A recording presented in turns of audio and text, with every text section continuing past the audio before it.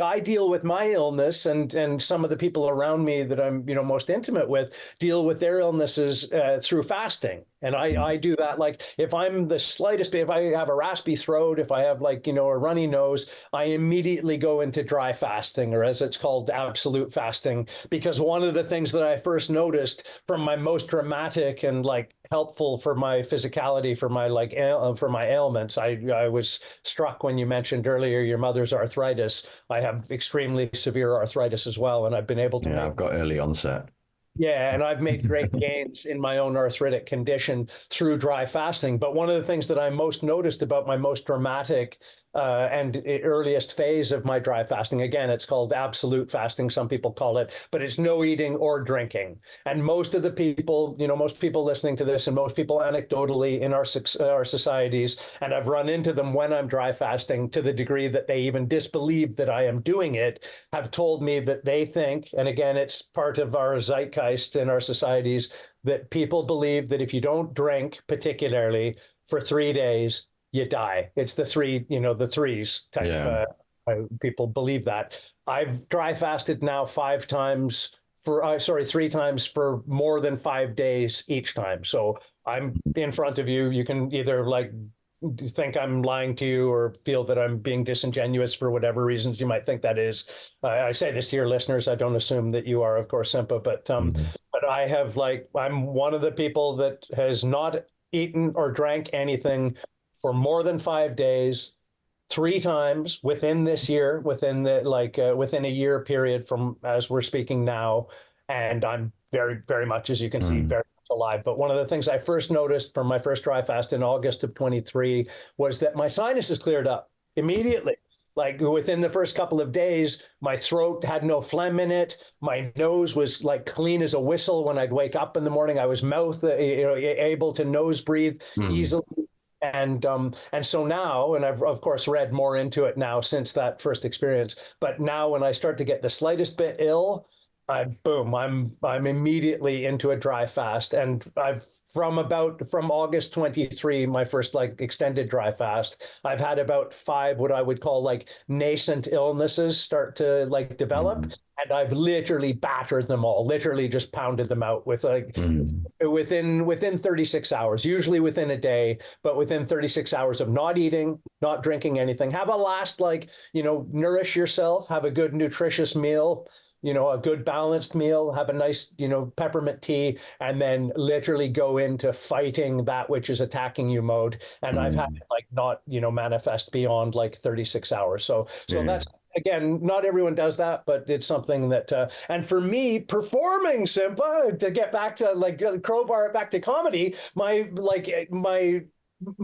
arthritis symptoms got to the point in August, which is why I did the original dry fast, to be prohibitive from my performing. I was unable. There were Mm. like shows that I was doing in 2023 that I was at the end of them. I was in such anguish, literally like feeling like I had a stab in my neck and my shoulder, particularly left side, just like a hot iron stuck in me. And Mm.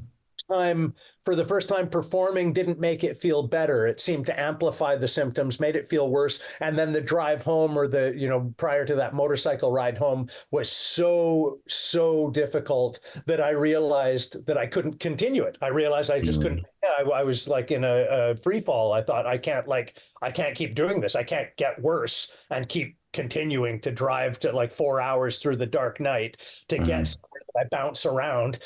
Feel like at the end I've had to like tell audiences, particularly in Bournemouth, that was the one I'm remembering now, where I just had to tell them like I'm really, I'm basically this guy. I'm in full grimace. I'm like gritting my teeth to be normal. I don't know what can Mm. mother got to, but like, arthritis is just like an internal fire that's Mm. killing you.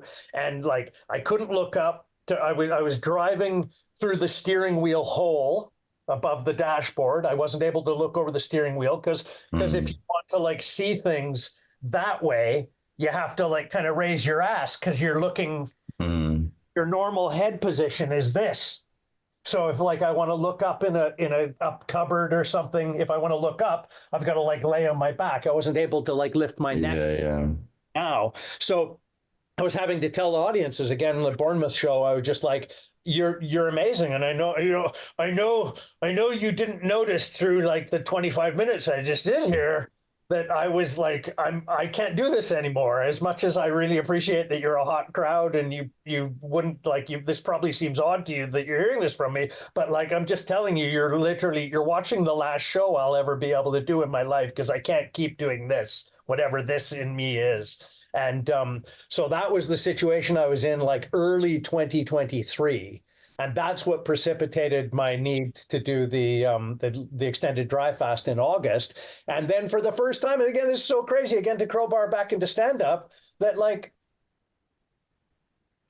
30 plus years of my like literally 32 years of my life, Simpa, performing stand up, like just like everywhere and all over the place, hours on end at different, different environments, different, varieties of show formats. And, all the shows I've done and all the time in between, I had never, ever even considered not having like an energy meal, a banana, a granola bar, as sad as it is that I even thought there was energy in it. A Coca-Cola used to be my go-to pre-show. If I was at a club, if they asked me what I wanted before I went on, can you get me a Coca-Cola? If you got a slice of lemon, that would be unreal. And I would drink it simply because I thought that I actually needed from the Coca-Cola company the energy I didn't realize the glucose roller coaster.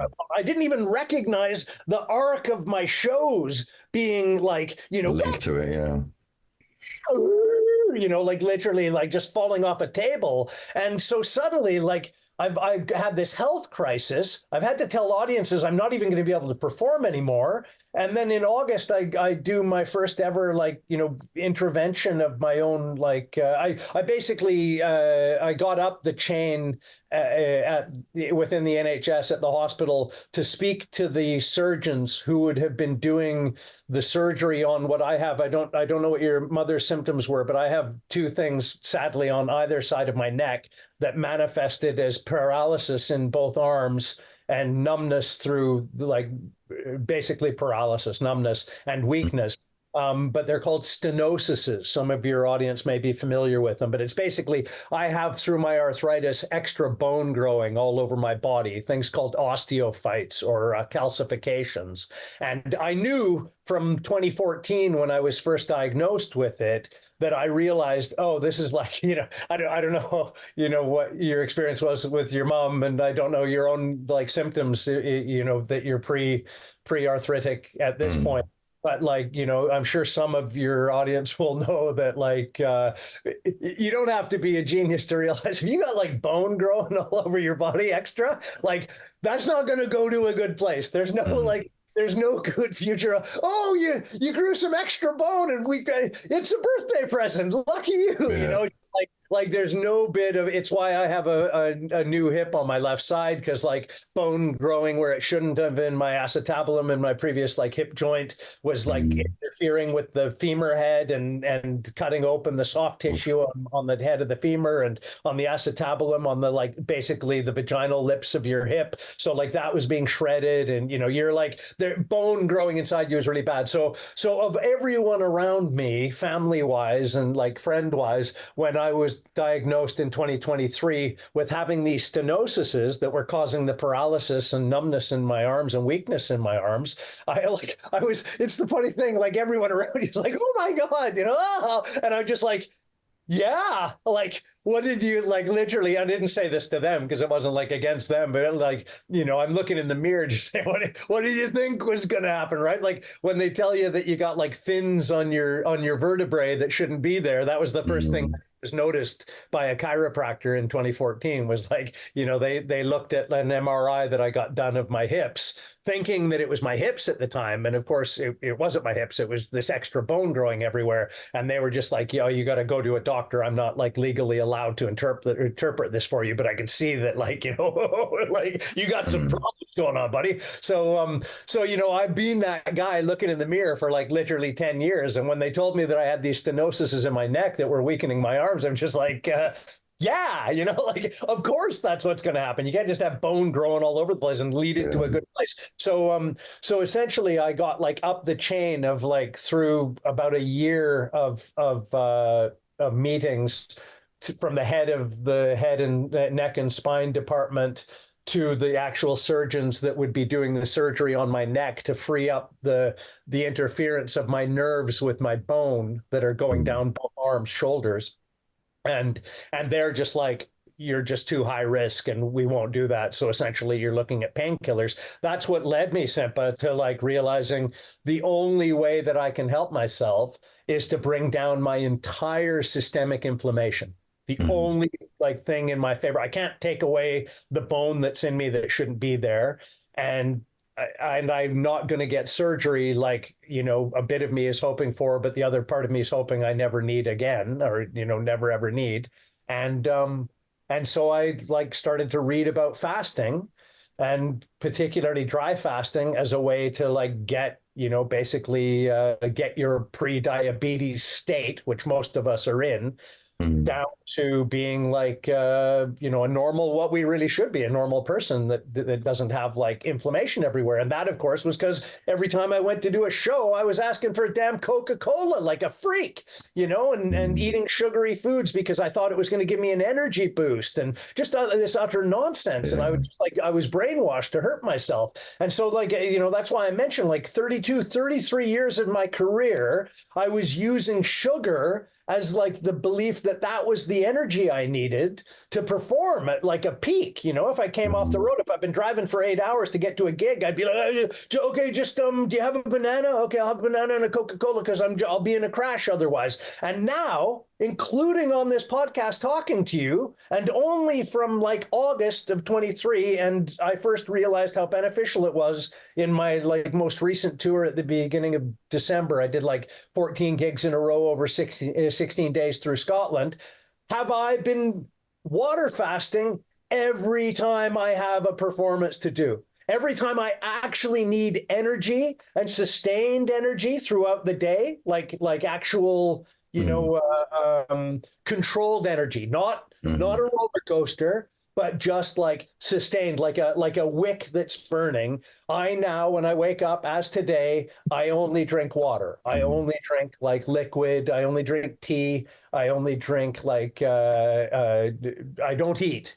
And that's including on show days, over 16 days, 14 days. In fact, I'm realizing on the day off that I had, I went and did 2 shows in Glasgow because I was invited on the show. So like I had no time off through an entire tour. And every time I had a show, every day of that tour, I only ate after the show. So all the way starving through the day, from the time I wake up until after I get off the stage. And the tour shows were broken into 2 halves with a break in the middle, and I was doing like an hour each half. So like literally like an hour and a half minimum of show each night at like, and I would tell the audiences, Simp, I realized like by day 2, I was like, folks, and I started to think, this must be what like Mick Jagger does. How do like, how, you know, how does a 70, and it must be what Rod Stewart does. How do like 75, 80-year-old dudes, you know, perform all night? Like literally, you think of the Stones, what do? Like 3-hour stage shows? How can a guy who's that age be like doing all of his greatest hits? And I realized like 2-3 days into that tour, Simpa, I was just like, this must be what they do. Because I'm talking to you right now. I am electric. I was like, I had to tell audiences like, you know, 3 days into that tour, I would tell them right at the beginning, I was just like, okay, here's what's going to happen. I am lit like a fucking firecracker right now. I've been doing this fasting thing, and I don't know what's going on inside myself, but I haven't had dinner today. I haven't had breakfast. This is the first time I've been talking to people essentially. And just so you know, you need to bring nothing to this show. I don't need your energy at all. You can react to some of what I'm doing, but I'm going to tell you, I'm going to be performing at this pace for like the next 2 hours, regardless of whether you're here or not. I'm not going to diminish the fact that like I appreciate your attendance, but the simple fact is, if you all bugger off, if everyone who walks out of this show, I'm going to be at this same energy level until at least midnight tonight when I have my first meal of the day. So this is where, you know, I'm at. And that essentially, that maintained itself. And bear in mind, Simpa, like, read from me that like that tour, that like from the 1st of December to the 16th of December was a massive gamble, because what had taken place before that was I had to tell audiences in places like Bournemouth I would never be doing another show again in my life, Simpa. Yeah, It's not yeah. even like it's not like I was like coming off of doing previous tours regularly. I literally on day one in Scotland, I didn't know if I'd be able to do day two. I didn't know if I'd be able to finish day one. Mhm. I didn't know if I'd be able to like the show that I'm telling you about in Bournemouth was literally I was closing and it was like an ensemble bill. So I was doing like 22, 25 minutes. Like Mhm. I didn't know that I'd be able to do two halves of an hour each at all. Yeah. And suddenly, like, rather than tell audiences that I'd never be able to perform again, I was telling them that, like, it's taken me 33 damn years to figure Mhm. out how my body works, how my energy level works, and how my brain works for my Mhm. performances. I've Yeah, been man. poisoning myself for literally 3 decades. And here I am, like nearly an old man before Mhm. I like dummy up and realize how to actually run my own professional world. It's just